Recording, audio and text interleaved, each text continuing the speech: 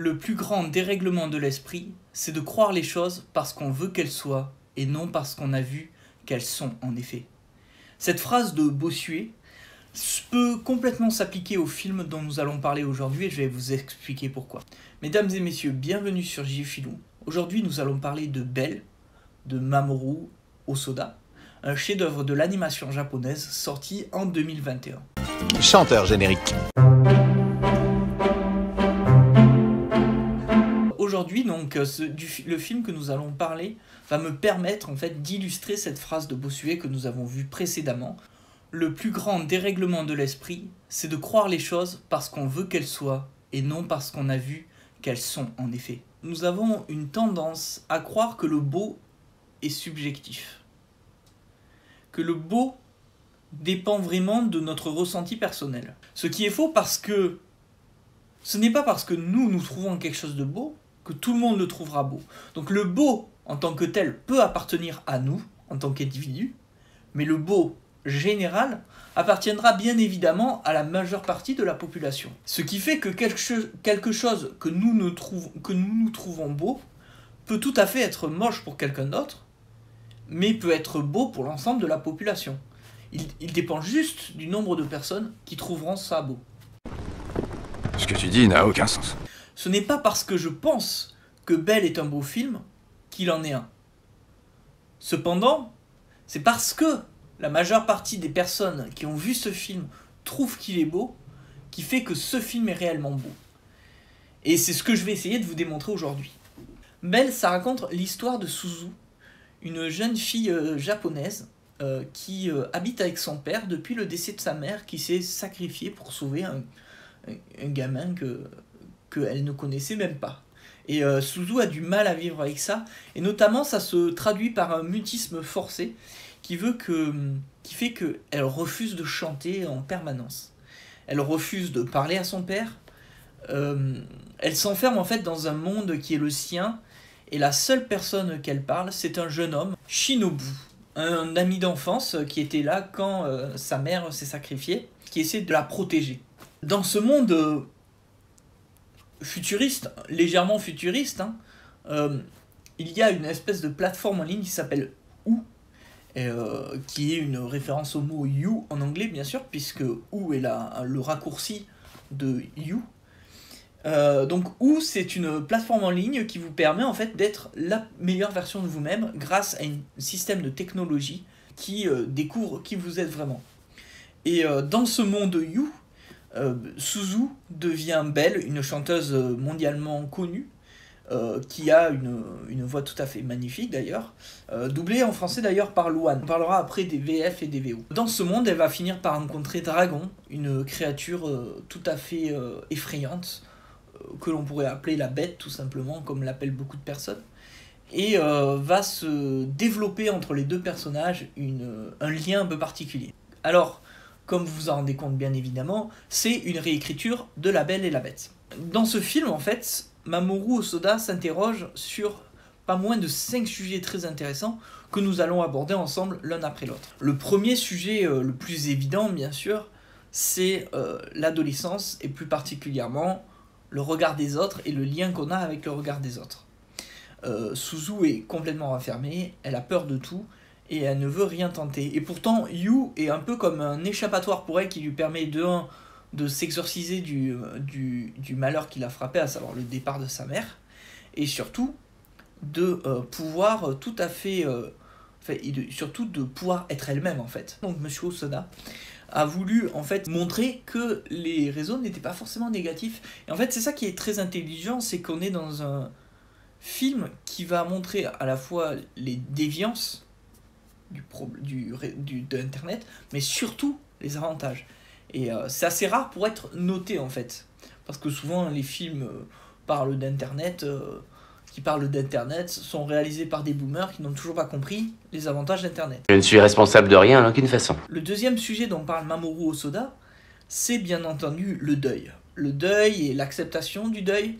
En fait, dans le film, on a vraiment les 5 phases du deuil. Suzu va passer par chacune des 5 phases, en fait. Et c'est très intéressant de voir comment le réalisateur se permet justement d'utiliser ça pour faire progresser son personnage. Parce que, comme on l'a déjà dit dans nos précédentes vidéos, le plus important, c'est que votre personnage évolue. Si votre personnage se fige, si votre personnage reste pareil qu'il est dans le temps, ça n'a aucun intérêt de faire une histoire. Ou alors, il faut vraiment que le reste de l'histoire soit ultra intéressante. Prenons par exemple Avatar. Jake Sully, joué par Sam Worthington, évolue à travers le temps, parce qu'au début, c'est un Marines classique qui obéit aux ordres, et au fur et à mesure du temps, il commence à réfléchir en fait à tout ce que impliquent les actions des humains contre les Na'vi. Et son histoire d'amour, et en fait sa relation avec la jeune reine Na'vi, fait qu'il évolue dans les pensées, dans sa pensée, et qu'il change en fait vraiment, et que du coup il se retrouve à être un défenseur des Na'vi. Et là en fait, ce qui est génial, c'est que chaque personnage a un peu son identité propre, mais surtout est important en fait dans l'histoire. Et en fait je le souligne parce que souvent on a tendance à l'oublier, mais un personnage qui ne sert à rien dans un film, bah, n'a rien à y faire en fait. Et c'est débile de dire ça comme ça, parce que souvent bah, c'est évident, mais en fait souvent on a tendance à rajouter des personnages qui ne servent à rien. Et là non, en fait chaque personnage va avoir une influence en fait sur le regard que Suzu a d'elle, et puis sur le regard qu'elle a sur les autres personnes, et va faire progresser l'histoire. On pense à son père qu'on sent complètement dépassé parce qu'il ne comprend pas sa fille, et parce que surtout, lui aussi il a un deuil à couvrir, parce qu'il n'y a pas que sa fille qui a perdu sa mère, lui il a perdu sa femme. Tu as une sagesse de centenaire. Ça donne en fait des personnages qui sont ultra riches émotionnellement, des séquences qui sont folles. Il y a un autre point dont parle le film, c'est la violence faite aux enfants. Et le film est super bien fait dessus, parce que du coup raconte l'histoire parmi les personnages d'un gamin qui se fait battre par son père, et qui a heureusement son grand frère qui vient pour le protéger. Donc c'est son grand frère qui finalement prend tout. Ce personnage est très riche émotionnellement, parce qu'en fait c'est un personnage qui ne croit plus en personne, parce que la vie l'a tellement marqué que il ne croit plus en l'humanité. Et le traitement qui en est fait, son évolution, et puis ce que ça amène aussi pour Suzu en fait, parce que... Alors bien sûr aussi Mamoru Hosoda parle bien sûr de la célébrité, et puis surtout en fait plus que ça, il parle de en quoi dans un lycée par exemple la célébrité peut affecter des personnes en fait, puisqu'on est dans un lycée typiquement classique, hein, même si c'est au Japon, tous les lycées sont comme ça, tous les collèges sont comme ça, il y a les dominants, les dominés quoi, à peu près, c'est la loi de la jungle quoi. Mamoru Hosoda, qui sait très bien faire des films, il n'y a aucun doute dessus, n'est pas là pour raconter une simple histoire et dire ouais c'est sympa, venez voir mon film, vous allez voir c'est trop cool. Non, non, il est là pour nous montrer à quel point la vie peut être compliquée, et à quel point la puissance de l'amitié est importante, parce que grâce à ses amis, Suzu va pouvoir aller au bout du monde. Rien que par exemple sa chère amie, dont j'ai oublié le nom, sa meilleure amie qui l'aide en fait à créer le personnage de Belle, plus que ça, à gérer la carrière de Belle, notamment en organisant les concerts, en organisant les événements, les tenues. Et c'est ce qui fait que Belle, par exemple, est si célèbre, c'est grâce à cette amie qui l'aide à la mettre en valeur, et à mettre son meilleur côté en valeur. Le personnage, donc ce personnage-là de la meilleure amie de Suzu, en fait, est aussi là pour l'aider quand la situation va mal, et que le monde entier se détruit, quoi.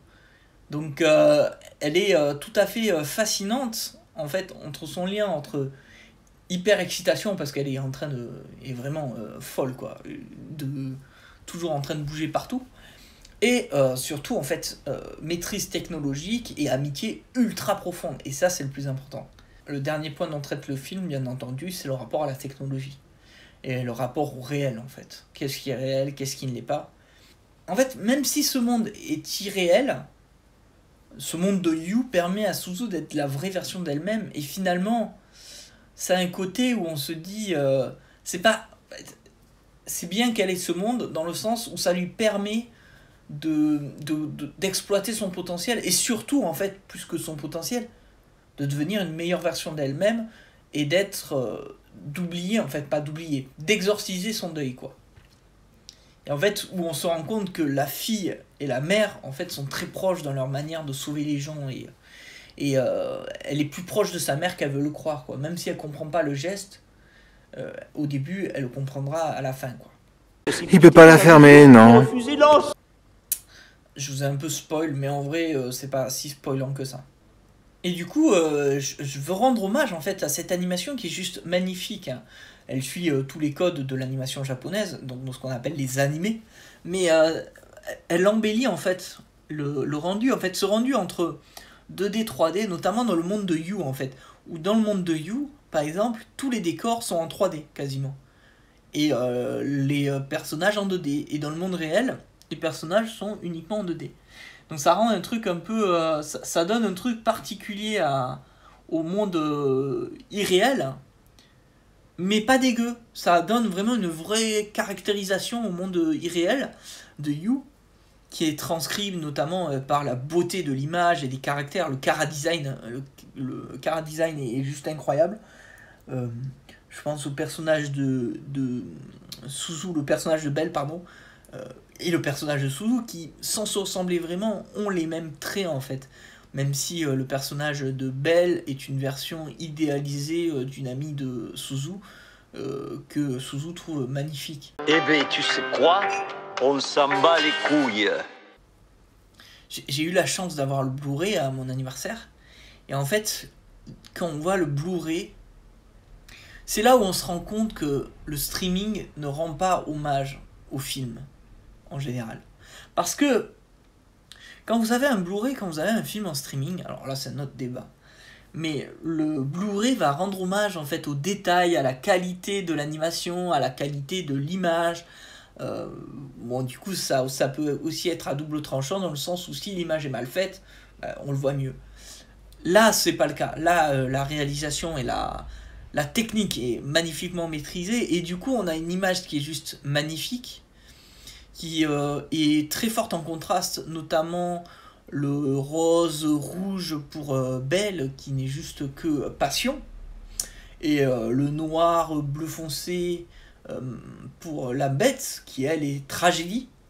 Le choix des couleurs est tout à fait judicieux d'ailleurs. Le choix des couleurs est très intelligent parce qu'il montre vraiment les caractères des personnages, et leur vie aussi, tout ce qu'ils sont en fait, à travers les tenues qu'ils ont, à travers tous les détails qu'il y a sur leur visage. Petit point technique, je me permets, l'animation japonaise a cette particularité d'utiliser très peu d'images, parce que à l'origine c'était fait pour faire des images, des films ou des séries très rapidement, et du coup vous remarquerez souvent des visages un peu figés avec des petits détails qui bougent, comme les yeux, des petits éclats dans les yeux. D'ailleurs c'est pour ça que je vous conseille la version Blu-ray, parce que vraiment vous voyez tous ces petits détails. Bien sûr, si vous avez pu le voir au cinéma, c'est le mieux, bien sûr. C'est pour ça que j'ai choisi cette phrase de Bossuet, parce que en fait, le film est intrinsèquement beau, dans ce qu'on appelle la beauté naturelle, dans ce qu'on peut voir en fait de beau, et à travers les sujets dont il traite, à travers l'animation, et puis surtout à travers les musiques qui sont juste magnifiques.